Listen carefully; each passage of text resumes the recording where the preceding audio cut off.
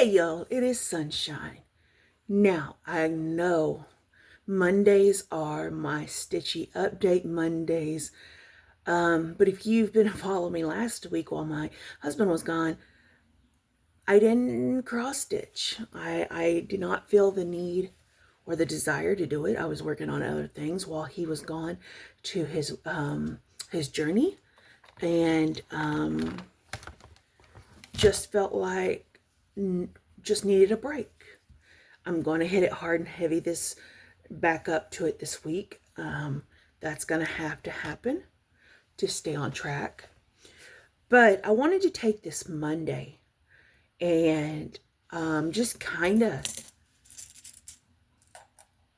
I don't know, it was so cool to talk about where he's been. Now, it's called Walk to Emmaus, and you can join. There's different walks across all over. You know what I'm saying? It's just not a Texas thing. It's all over thing. And it is a journey to really bring you back, well, to bring you closer to God.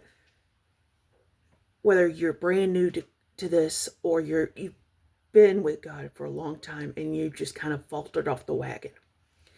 And I was so excited for him to go. I mean, really excited for him to go. It was kind of going to be nerve-wracking because they weren't allowed to have phones. They weren't allowed to have watches. They just wanted them to truly focus on reconnecting with God and to focus on just everything. And thankfully, which was really cool, is his sponsor. Now, when you hear sponsor, most people's like, oh, AA, drunk, alcohol. No. Walk to Emmaus. If you cannot afford to do it, there is sponsors. There is people, there's a whole crew of people that will help you get there. Anyway, his main sponsor happens to be our church family friend that has turned into family. You know what I'm saying? Like, they originally were friends that have turned into deep family. And so it was really cool that he was going to be able to have that send off with, with his sponsor. And I was just so thankful and happy for him. And it's been they were gone since Thursday, and we went and picked him up yesterday. And man, it was kind of tough for me, but that's why I kind of picked the coat of many colors jacket to start working on. That way I could to create and pray over it while he was gone. Sunday, I followed the family out there to go and get him. And they had a closing thing, and they all got, all the people, the participants,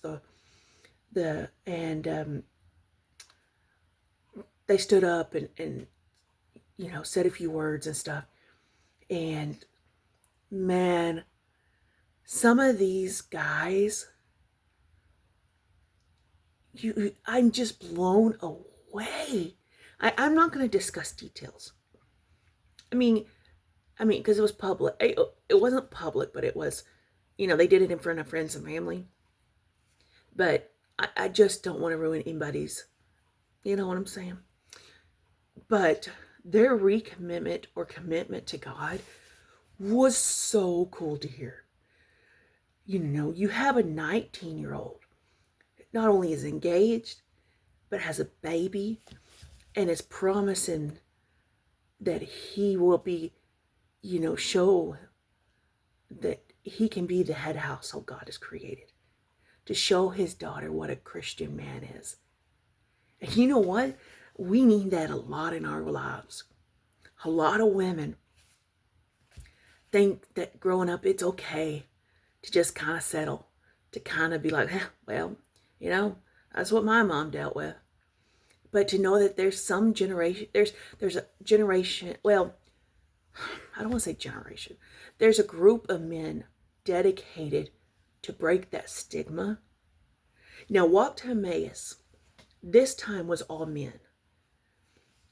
There is women's and there's men's, but they go at two different times. And that, I think, is crucial. Because if y'all know men, they don't talk about their feelings. They think they can fix everything. And they have the solution to everything. Y'all, I listened to a lot of guys cry last night.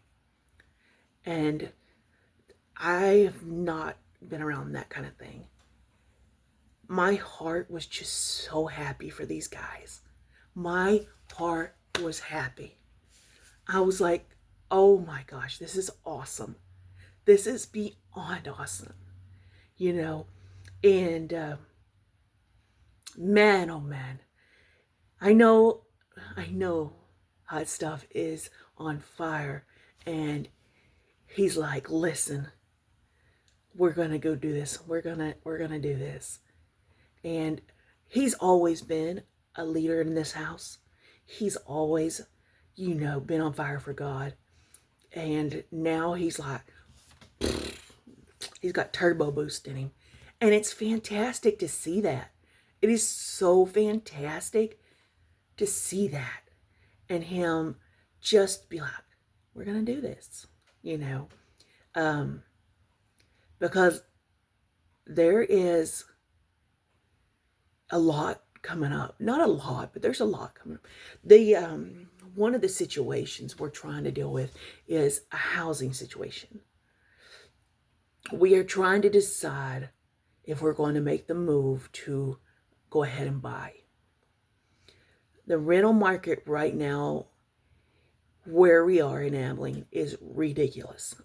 It is ridiculous.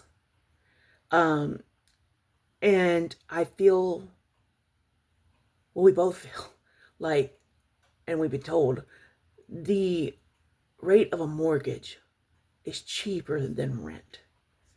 And we really would like to own property, And I've already been told that if we have a house, then I'm okay to get a donkey. I'm okay to get a cow. I'm going to be a responsible pet owner and think about that before I actually do it, because that's a lot of work. But, that's something that we have really started. Well, we've been praying about it, but we're really going to be like, we've got to get this figured out. And I know with God, anything's going to happen. Everything's going to happen. Anything's possible with God. And I know this is turning into a video of some of y'all are like, clicked or off already. But if you're still watching, just thank you. Just keep us in mind that we will have our hearts and our minds and our ears open to what really is the solution for us. Because we don't want to keep moving. We've only moved once. Our lease is up in June. We signed a 15-month to figure out what's the best option for us. And we kind of feel like buying a house is going to be the option. There's a property next door to our family that we would love to buy, but it doesn't have a house on it. Now, we could build a house. We could have a manufactured home put on that land. That is an option that we have not taken off the table. There is the options of just buying a property with a house on it. And so we're trying to figure that out at this time. Our realtor is an amazing friend from church that is just inside and out. She's gorgeous. Just absolutely. So, there's a lot of things that are going to try to be happening. And that also, the bariatric surgery that I was going to have is no longer on the table. This place is new. And I don't want to blame it on them, but there's a lot of misinformation coming in about insurance, what it'll cover. Oh, well, this will cover. Oh, wait, no, insurance isn't going to cover this. And the last phone call I got was like, oh, we need $9,000 to continue. No.